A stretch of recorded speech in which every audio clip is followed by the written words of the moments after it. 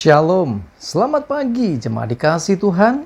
Pagi hari ini kita berjumpa lagi dalam Renungan Pagi. Mari pagi hari ini kembali saya mengajak kita semua untuk merenungkan firman Tuhan. Supaya dengan melalui kebenaran firman Tuhan, hidup kita akan dibangun.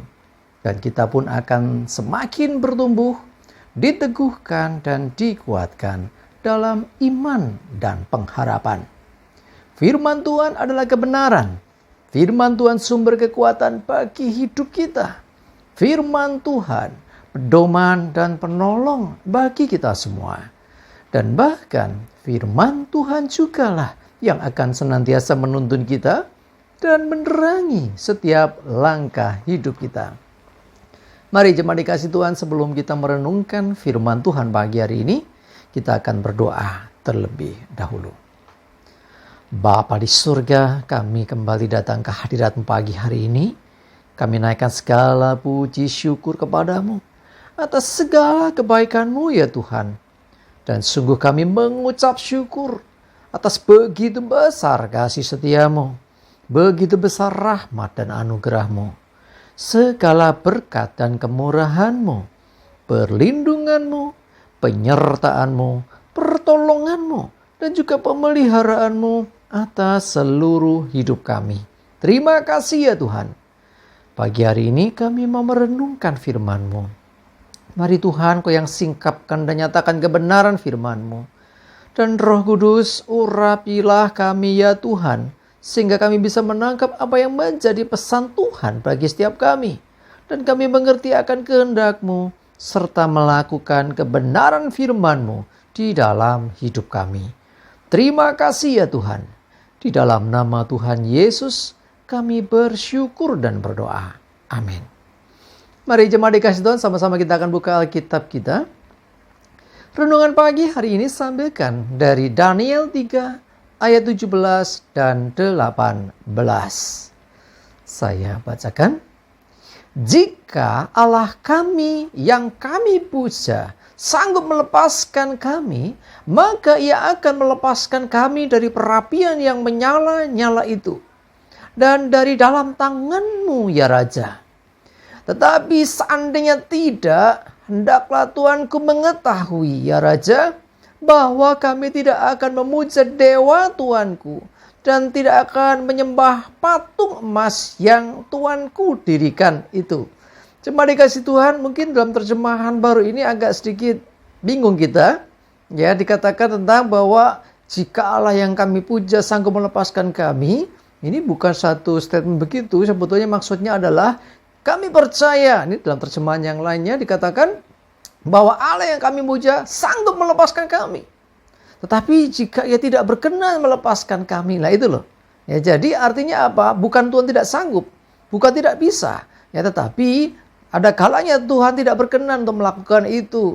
Sehingga dikatakan jika Allah yang kami puja itu sanggup melepaskan, Dia pasti akan melepaskan. Kalau Tuhan mau melepaskan, ya kami pasti terlepas. Ya, tetapi kalau tidak pun, ya, artinya tidak berkenan pun, percayalah Tuanku Raja, bahwa sesungguhnya aku tidak akan menyembah kepada dewa atau patung yang Tuhan buat itu. Jadi artinya di sini adalah bagaimana komitmen iman dari Sadrak, Mesak, dan Abednego. Sekalipun diancam oleh Nebukadnezar dengan ancaman akan dibakar dalam perapian yang menyala-nyala. Pilihan yang tidak mudah. Tetapi Sadrak, Mesak, dan Abednego tetap memilih menyembah Allah Israel. Menyembah Allah yang benar.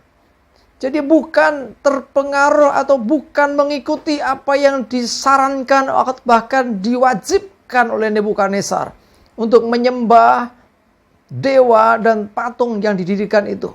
Cuma dikasih Tuhan, ini keputusan yang tidak mudah karena ada ancaman. Kalau tidak memuja, tidak menyembah dewa ataupun menyembah patung emas yang didirikan oleh Nebukadnezar itu, maka setiap orang siapapun dia akan dibakar, dimasukkannya dalam perapian yang menyala-nyala. Ancaman ini serius, ini bukan sekedar gertak sambal. Dan Nebukadnezar membuktikannya. Ya, setelah Sadrak, Mesak, dan Abednego tidak mau menyembah dewa dan patung yang didirikan oleh Nebukadnezar itu, memilih kepada Tuhan Allah yang hidup. Ya, mereka bertiga dimasukkan ke dalam perapian. Kalau kita baca kisah selanjutnya, menarik sekali. Alangkah baiknya saudara baca keseluruhan. Dibakar hidup-hidup, tetapi ya apinya bukan hanya biasa, ditambah lebih panas lagi. Tetapi apa yang terjadi? Mereka bertiga pun tidak terbakar. Ini adalah bukti bagaimana sesungguhnya Allah sanggup menolong mereka dan berkenan untuk menolong mereka. Tetapi sebetulnya Sadrak, Mesak, dan Abednego sudah berkata, seandainya tidak, artinya seandainya Tuhan tidak berkenan menyelamatkan mereka pun, mereka tetap menyembah Tuhan dan tidak mau menyembah ya dewa ataupun patung emas yang didirikan itu. Ini satu iman yang berani.